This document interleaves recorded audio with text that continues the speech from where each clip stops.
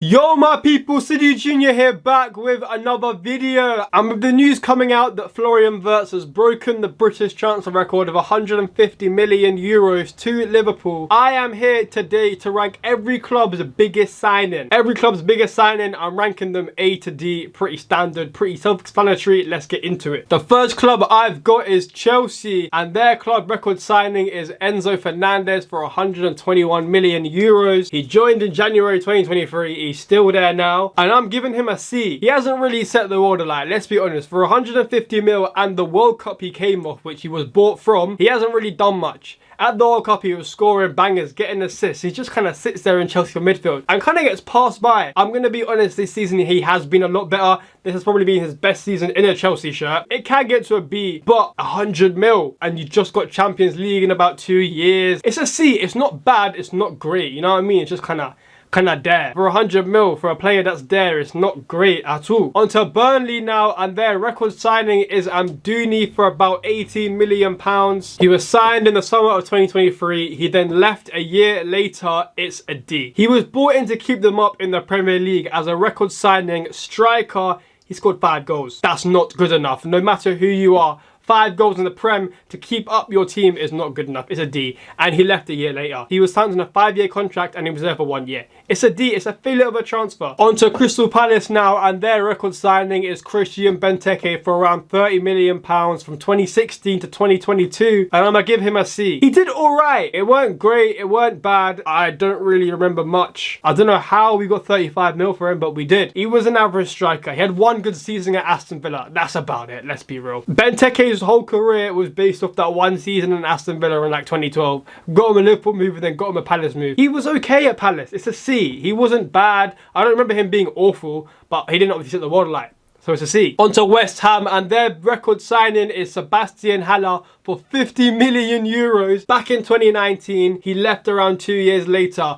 It's a D. Horrible, horrible, horrible signing. 50 million pounds. Big striker to come in. I think it's European football they were trying to get at the time. He played 50 games for the club and scored 10 goals. As a striker, 1 in 5 is horrible. And West Ham, no matter who they sign, they can't get rid of Mikel Antonio. Still to this day, he's had a car crash and he's still the first striker on that team sheet. He didn't do his objective. It's a D. On to Newcastle now, and their record signing is Alexander Isak for 63 million pounds. He was bought in 2022. He's obviously still there to this day. It's an A. Very easy A. He's one of the best strikers in the league, if not the world, and he's won them a trophy. That is indispensable. That is priceless. If they paid 100 mil for him, he's an A still, because he did what he had to do. He's got them a trophy, he's got them Champions League football, and he's one of the best strikers in the league. He's a good striker. He needs to get a move to the bigger club. I think this is now his window. For Newcastle, it's an A. 63 mil for Isak that they're going to sell, if they do, for 100 million plus. It's an A signing, A everything. On to Arsenal now, and their record signing is Declan Rice for 105 million pounds back in 2023, and he's still there to this day. I've given him a B. I think he's class. I think now he is world class. When Arsenal bought him, he was on the verge of world class. These last 2 seasons, he's world class. He's performed in big games for club and country. And for Arsenal, it's just getting over the line. Declan Rice signing needs to be made. They were missing that hole in their team. He's come. He's now even got another role where he's like a left-sided 8 doing his attacking thing. Declan Rice has done his job. It's a B. They haven't won any trophies. They signed him when they were second. He's been there for 2 years. They've been second. They had a good Champions League run, but ultimately didn't really win anything. So it's a B. On to Leeds now, and their most expensive signing is Jorginho Rutter for around 40 million euros back in 2023. He left a year later. I'm giving it a B. He made them profit. He made them about 5 mil profit. Can't really complain for a year in the Championship. It wasn't an A. He didn't get them promoted. He scored goals. He was a pivotal player in that team. That's why he's a B. He was a class signing for them. In that campaign, I think he was top assister in the Championship, and he scored about 8 goals as well. You can't really go wrong with those numbers in 1 year in the Championship. And to get a profit on him a year later, it's a B signing. For Brentford, their record signing is Igor Thiago for 30 million pounds. He was bought in 2024 to obviously still playing now. It's a D. It's a bad signing for Brentford. He was brought in to replace Tony, got injured straight away. He played 7 games this season, scored 0 goals. It's a horrible signing. For what he's done so far, it's a D. He's done nothing. It's a bad signing. 0 goals. Obviously, he was supposed to come in, replace Tony, and just didn't even step foot onto the pitch. So it's a D. Easy D. On to Wolves, and their record signing is Matheus Cunha for 50 million euros back in 2022, and obviously he's just left a few weeks ago to United. I can't lie, I'm giving this an A. It's a very, very good signing from Wolves. To make profit on him for in 2 years' time, stayed in the league, which was their objective, scored goals for them as well. He did what he had to do. And the club made a profit on him. When he didn't play, they were fine. So it's not like Wolves specifically needed him at this moment of time. They can cope without him. So to get a profit on that as well, it's an A, it's an A. I'm doing this like business-wise, not just what the player did. Obviously, that's a big impact in it as well, but business-wise as well, if the club made money, whatever. On to Aston Villa now, and their record signing is Amadou Onana for £50 million, who was signed last year. It's a C. He's okay. Doesn't really get in the team, actually. He doesn't play. Their best midfield currently is Tielemans, Kamara, and Pickett. It's probably a D. For 50 million euro. Yeah, fuck it, it's a D. 50 mil and you can't get in the Aston Villa team. Shocking. And it's not even like Kamara and Tielemans are world beaters. You can get in that team. He's good enough to get in the team, but he's more like a cheerleader for them. On to Brighton now, and their record signing is also Jorginho Rutter for 45 million euros. He was signed last year. Obviously, he's still there now. I'm floating between a C and a D. It's one of the two. He doesn't get in the team. Like Onana, your record signing doesn't get in the team. I know it's only been one season. I know Brighton are weird and they play 50 million people at once. For Jorginho Rutter to not nail down a starting spot is crazy, especially when you got Danny Welbeck's in front of you. I get it. Welbeck is a bagsman. He's cold. He's a serious baller. But you need to be getting in the team over like a 37-year-old Danny Welbeck at this point. So I'm probably going to give it a D, actually. Literally exact same reasoning as Onana. You can't get in the team for a record signing. It's a D. It's a horrible, horrible move, bro. On to Bournemouth, and their record signing is Evan Nilsson for 37 million euros. He was signed last year. Obviously, he's still there now, and I'm giving him a B. When he came to the Prem, I thought he was going to get 0 goals. I thought it was going to be such a waste of money. That clearly has not been the case. He has been good. He's got Bournemouth the highest points tally ever. He's in that squad. He's scored pivotal goals for them. He's part of a good attack, and the attack that links up well. He doesn't need to score goals much because he's kind of drops in deep and plays it to Semenyo, plays it to Otara, plays it to Kluivert. He's a good player in that team, which is why it's a B. If you look at goals alone, it could be a C, but for how he plays and for what I thought he was going to get 0 goals, it's a B. Evan Nilsson. On to Manchester United, and their record signing is Paul Labille Pogba for 100 mil. Back in the day, was it 2016? He left in 2022.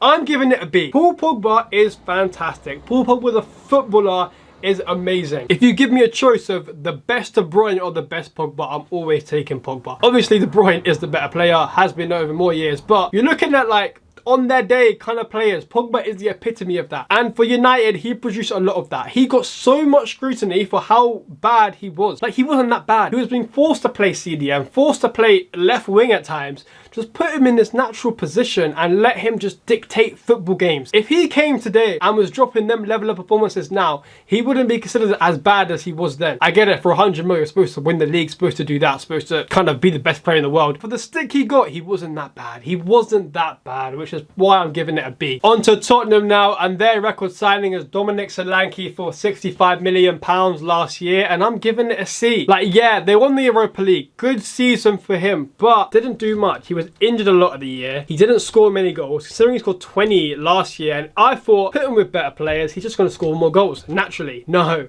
Dominic Solanke didn't really do much this year. Got bullied in a lot of games I watched. Europa League final was not great at all. He does link up, play well, which is why it's not a D. He's not been horrible. He does get in the team. And I do think he'll come good. With Thomas Frank coming in, you've seen what he did with Tony. Solanke's a better player than Tony, and he'll score more goals. Fulham's record signing is João Palhinha for £25 million back in 2019. He left in 2023. It's an A. He was regarded as one of the best DMs in the league by the time he left. He left for double the amount he came for, and every team wanted him. He didn't win nothing, but what are you winning with Fulham? You got to understand the expectations here. You ain't winning jack shit with Fulham. On to Sunderland now, and their record signing is Enzo Lefay, how the fuck you say his name, for £23 million.